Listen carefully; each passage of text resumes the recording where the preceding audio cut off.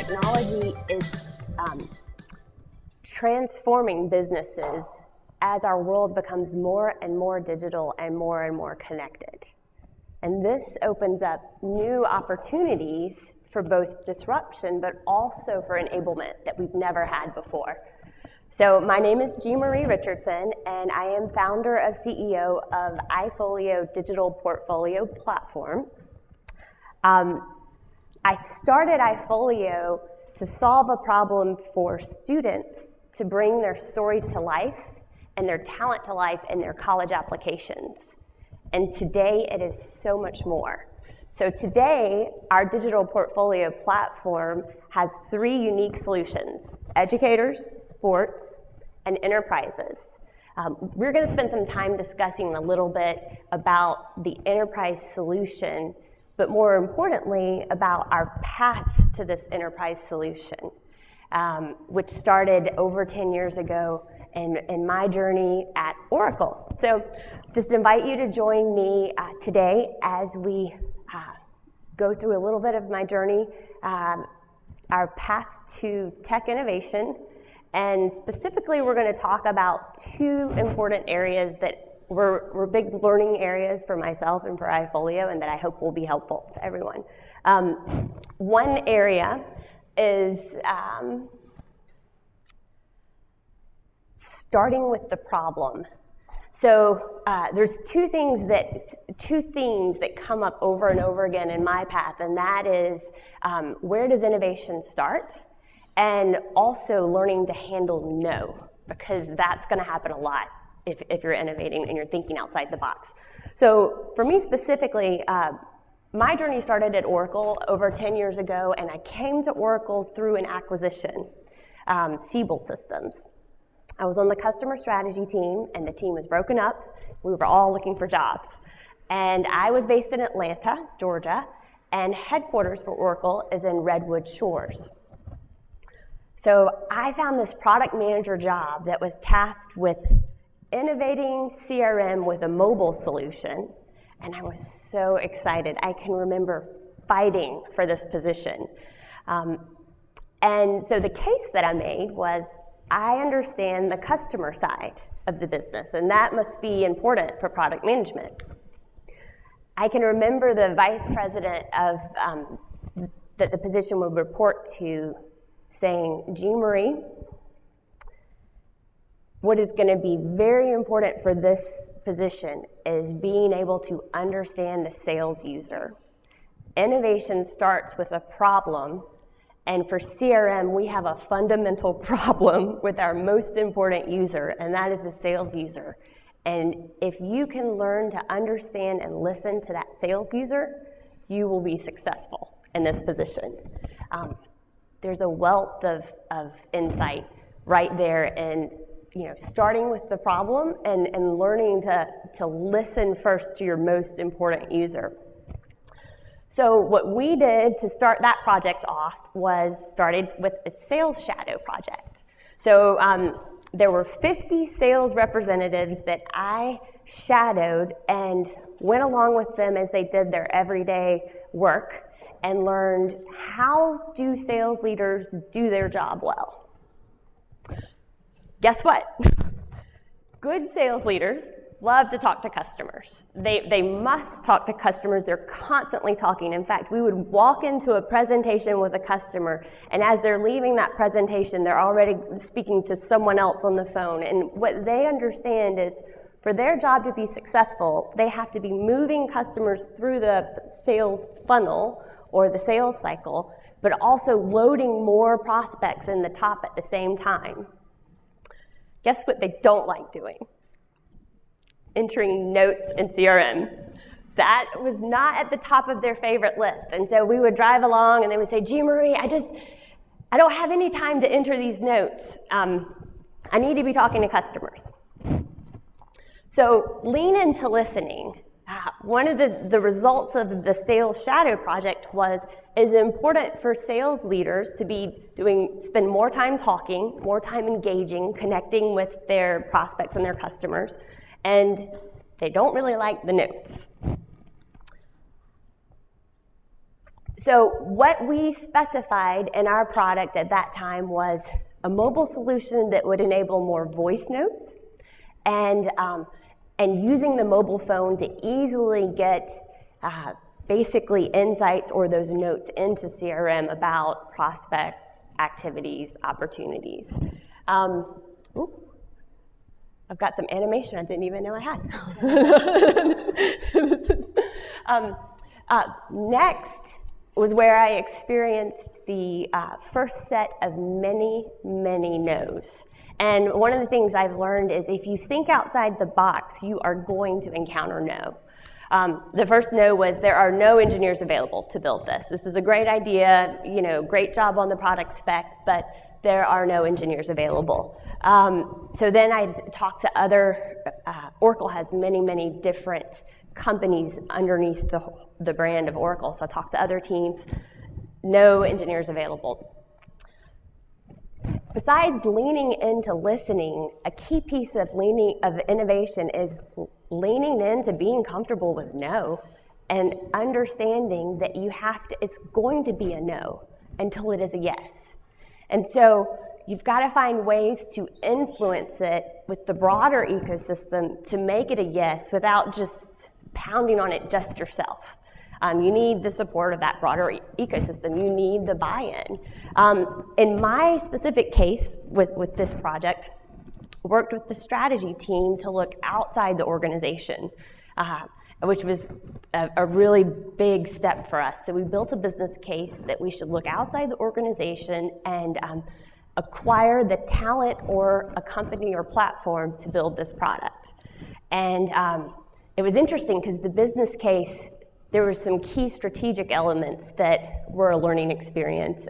The business case needed to encapsulate market factors, but it also needed to align with other strategic initiatives that were already bought in internally. So long story short, working with that team, the business case was reviewed and approved by Safra Katz, who was the CFO at the time of Oracle, and she is now co-CEO. Very proud of her. And we had the buy-in to look outside Oracle. So that opened up the opportunity for a little company called AppForge that was in Atlanta, Georgia. So fast forward, this was a whole new part of the journey, acquisition.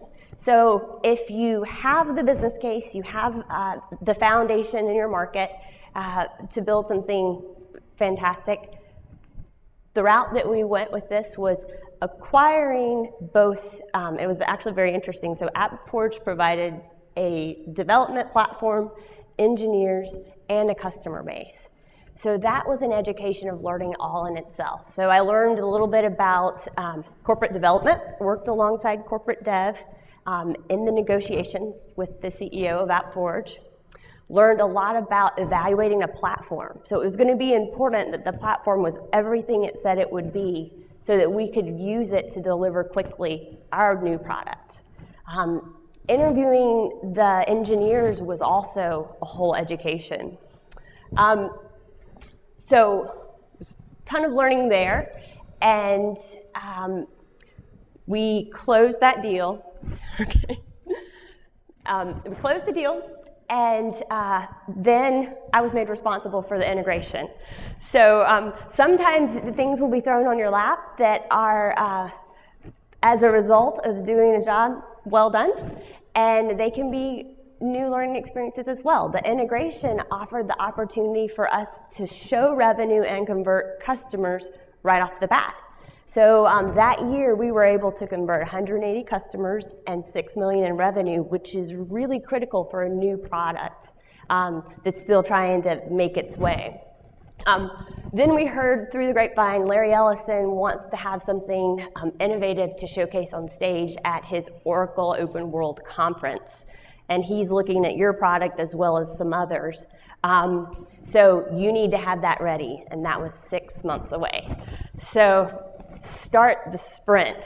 We ramped up dev cycles. The team really came together, ramped up test cycles. That was, agile development was very new at that time, and we embraced the whole agile development cycle, which can be fantastic for iterating on a product, but it can be very labor intensive because you get in these cycles and you're doing, especially when you have a 6-month deadline. But it was a fantastic experience. We did deliver the product. We secured Citibank and Konica as our beta customers, and the showcase was fantastic at Oracle Open World Conference.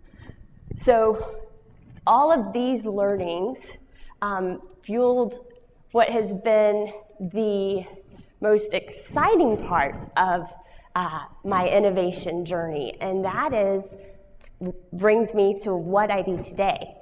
So my company is iFOLIO Digital Portfolio Platform, and what we do for enterprises takes the element of lean into listening to your sales user to a completely new level. So not only do we have a solution that has that mobile component, but our solution, a digital portfolio that becomes a digital business card, if you will, for a sales professional. They can spend time connecting and engaging with users, and then they get viewer analytics, and we have a patent pending piece called Shared Stats, I'll show you in a second, that can basically automate insights, and then we do reverse reporting automated into CRM. So sales leaders, spend more time connecting and engaging, differentiating your value proposition to that customer, and then let the technology of today automate the reporting for you.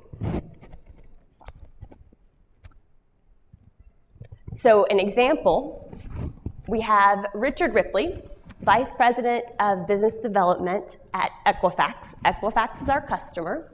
So Rich calls iFOLIO his digital mental dart.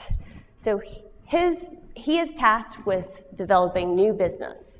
He's constantly on the go, in and out of airports. So the scenario that he describes is, I will meet someone, I'm in an airport, and then I'm fumbling for my business cards. With iFOLIO, he just pulls out his phone. Right on his home screen, his iFOLIO or his internet portfolio is saved. He clicks on that and then can share it via text or email, and they get this really neat differentiating visual with a message and a link that sets them apart. What's also interesting is when they click on that link, not only do they get his contact information, like from a business card, but they already begin to know more about the value he can deliver to them. One thing about today's world is we expect to understand why something matters to us. So what is your value proposition for me? And he can begin answering those questions right away. The recipient also can download his contact information with 2 clicks right to their address book. Fast forward, Rich can log in, and these are some of the automated insights that he can get. So he shares his iFOLIO. He can learn a lot of things that would be available from Google Analytics, but then he can take it forward a notch. So for instance, he can understand, did someone open that iFOLIO? Did they view it multiple times? Types of things that he doesn't know from his business card. When you hand out a business card, you don't know if someone even kept that card or if it ended up in the dry cleaning. But he can look right into his portal for iFOLIO and see, all right, so in the last couple months, I've had 389 views. People are spending close to 3 minutes on my iFOLIO. Has anyone ever spent 3 minutes looking at a business card? What companies are they from? These are some of his target prospects. Where were they? How many times did they view? What did they view? And also what's important, so he will have a couple different videos in his iFOLIO. Sometimes he has learnings in terms of, they may have watched one video twice, but started another video and then left it. That can help him to understand what they may be more interested in. Then the patent pending shared stats.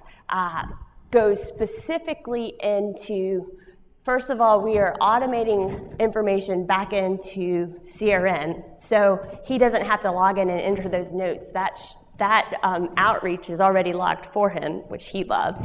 But we're also able to show Rich what amount of time did they spend with certain frames on his iFOLIO. So he just met Amy Smith on the airplane.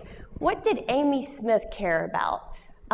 Where was she? Did she share it with someone else? Did she view his iFOLIO a second time? This can help him to have a more intelligent follow-up, especially because he sells multiple products and services. So backing up a step, iFOLIO digital portfolio platform started with the education space with digital portfolio templates or modules and a platform provided to organizations that students could use and can use to prepare their own digital portfolio, and they can also attach it in their college application.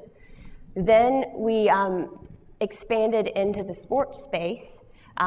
It's very similar. Pre-college athletes can use their iFOLIO to stand out for both college admissions and college recruiting opportunities.